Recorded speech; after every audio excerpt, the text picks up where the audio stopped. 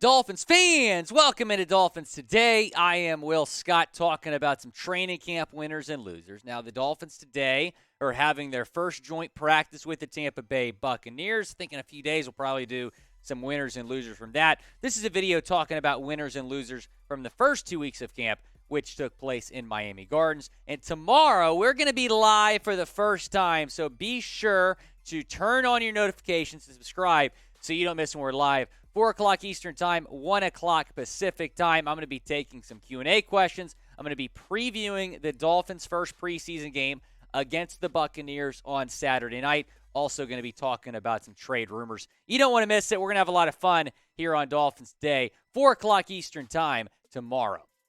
Let's talk about some losers. We're going to mix things up today, talk about some losers first. And we begin with Michael Deiter, who is still not back at practice. We haven't seen him in the last 2 weeks. He's dealing with a foot injury, and the Dolphins actually worked out 3 centers on Sunday. They have not signed any of those guys yet, but still they're potentially working out some of Deiter's replacements. He's been out since the second training camp practice, making him a loser of training camp thus far. Aaron Wilson reported this over the weekend. Dolphins worked out Cohl, Cabral, Cole Toner, and Jake Lacina. Have you heard of Jake Lacina?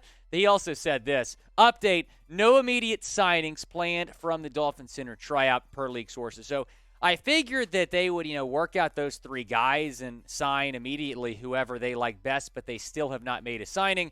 Maybe they wanted to get those guys in the building, work them out. Then if Deiter is still not back next week, then they'll sign, hopefully, Jake Lacina or one of those guys. Now, is Michael Deiter going to make the team? Type M for make or type W for won't. Down in the comment section, go down, predict it, let me know. This might be a hot take. I think Dieter's going to get cut, and it's pretty clear that the team no longer has confidence in this guy. He was a guard his first 2 years in the league. Then they moved him to center. That experiment did not go well last season. He even missed half the season. He was hurt with the foot injury. He's dealing with that same foot injury now. So I think Dieter's going to get cut. I think they're going to sign probably a backup center to Connor Williams before training camp is over, maybe before the second preseason game. Hopefully it's Jake Lacina, but I think Deiter is going to get cut. I think the team sees the writing on the wall that it's just not going to work out going forward with Michael Deiter. Another center is a loser from training camp. That is Connor Williams, who continues to have issues snapping the football, and it hasn't been great kind of reading how he's done. This is what Alan Popart of Sports Illustrated reported. He was at Saturday's practice.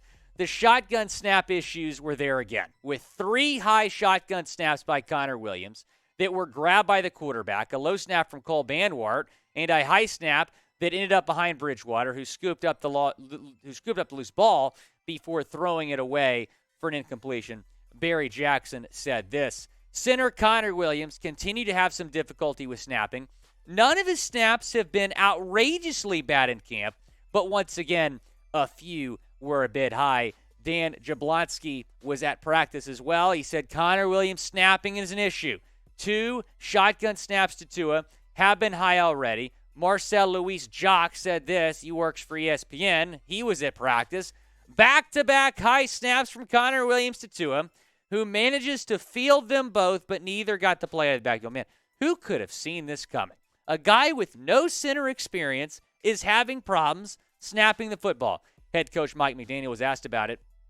He said, he was asked, are you concerned? Are you concerned that Connor Williams is having serious issues snapping the football? He said, I would be concerned if he didn't work at it. So it seems pretty clear to me that sounds like McDaniel knows that Williams is a liability. He could have said, no, that's not an issue. We're going to be fine. But he's like, I would be concerned if he didn't work at it. So he's kind of admitting that the snapping has been an issue. He kind of sees that. He's obviously a practice head coach. He's seeing that the quarterback is having problems with the snaps coming in from the center. So that quote was very interesting in my opinion.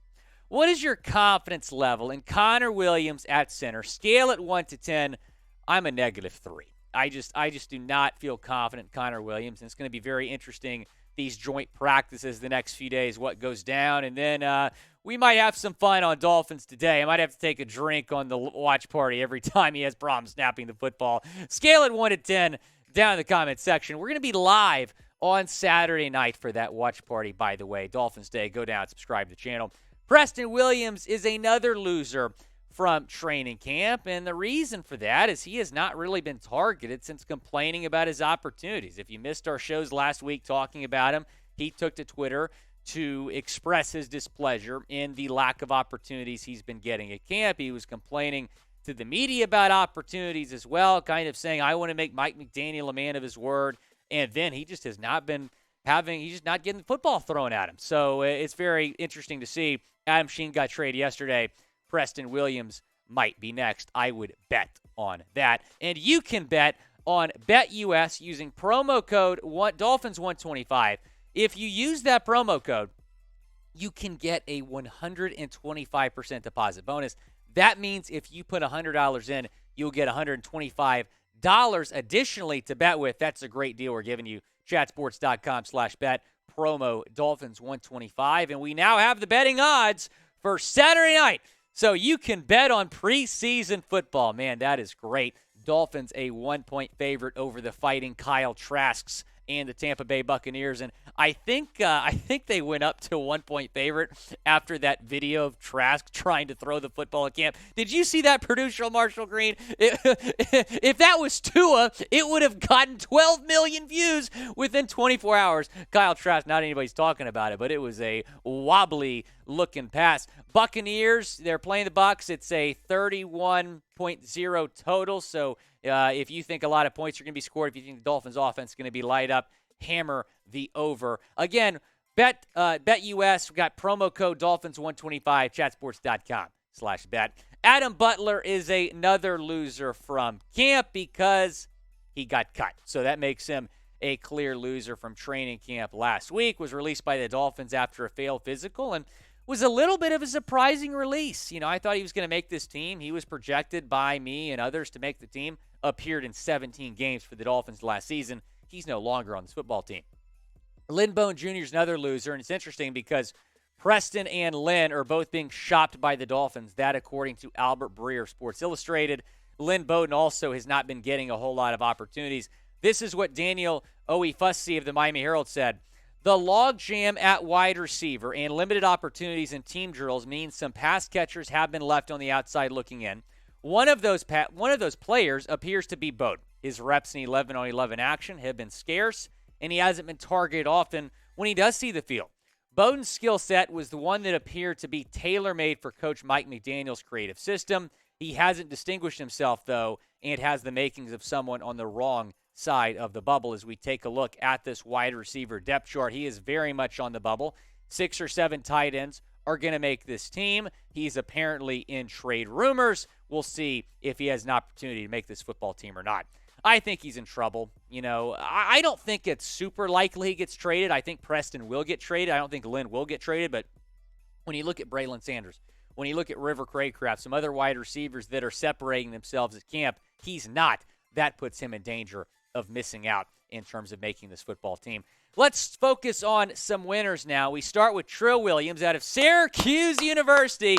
Got some Q's guys on the fins now, him and my guy Sterling Hoffrichter. Here's what Oefusi said in the Miami Herald about Trill.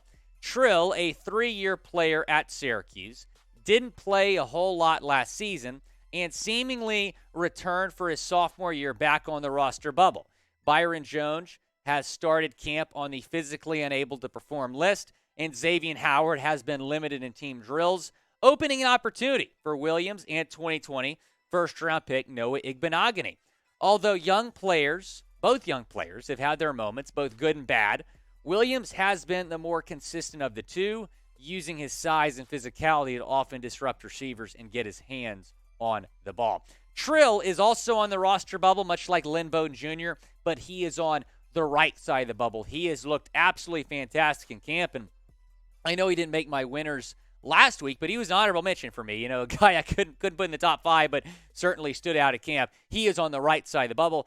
I think he's going to make this football team. Erik Ezukanma is a lock to make this football team. 4th-round pick out of Texas Tech. He has looked fantastic, not just last week, but both weeks of training camp. Barry Jackson in the Miami Herald reported that he is leading the competition for the number 4 receiver job. In fact, Omar Kelly in the Sun Sentinel said Ezukanma has looked better than said Wilson. So who knows? Maybe he'll be the third wide receiver on this team by year's end. Mike McDaniel's also impressed. He said this: I've been very happy with him the whole time. He's made more plays now than he knows what he's doing. If he doesn't surprise me, it will continue to get better and better. There are a lot of things he still needs to work on. He's a driven dude. His best football is in front of him. He's a big, strong dude that can make plays on the ball. His college tape, one thing we loved about him is how hard he was to tackle, and we knew that. He's a big yards after the catch guy. Tua Tagovailoa is continuing to shut up the haters. I have not heard any criticism of Tua by the national media in training camp because there's nothing to criticize. He has looked absolutely fantastic. He's looked awesome at training camp. In fact, he's my number one winner of training camp thus far because of the deep ball. He has been accurate throwing the ball down the field. Barry Jackson said this about Sunday's practice. Tagovailoa made several excellent throws from 40 yards in receiver DB drills. 2 of those passes traveled 40 air yards, were caught by Hill, beating Noah Igbenogany, and said Wilson, who beat Trill Williams on the play. Tua is looking better than he ever has before. And, you know, a lot of people are going to say, oh, it's just training camp, but he's showing some arm strength that we have had yet to see. And I know that a lot of people, you know, kind of discredit him, saying, oh, he doesn't have arm strength, and we've seen that from him a little bit in his first 2 seasons, but my goodness, he is putting the ball 50 air yards, 40 air yards on the money every single time. He's looked fantastic. I don't remember Tua going off like this in his first 2 training camps. Xavien Howard has also impressed. He was wearing the orange practice player of the day jersey last week at practice. Tyreek said this. It's really funny. David Furones tweeted this. I'm really sick of going up against X. He's been locking me up in practice, Tyreek Hill said, facing Xavien Howard in camp before next week, facing the Bucs in joint practice. So X has looked awesome after getting that massive extension a few months ago. One of the best corners in the league. We're very happy to have him in Miami. We're also happy to have Verone McKinley III in Miami, an undrafted free agent, was an absolute steal, had no business being UDFA. 2 interceptions in the last 2 practices. The other day on Sunday's practice, Skylar Thompson threw one up, 50-yard pass. He tipped it, caught the deflection for the interception. I believe he was guarding Jaylen Waddle on the play, too. So he's a UDFA going up against a former first-round pick in Waddle. Really impressive stuff from Verone McKinley III. And I've seen some different roster projection videos that don't have McKinley III making this team.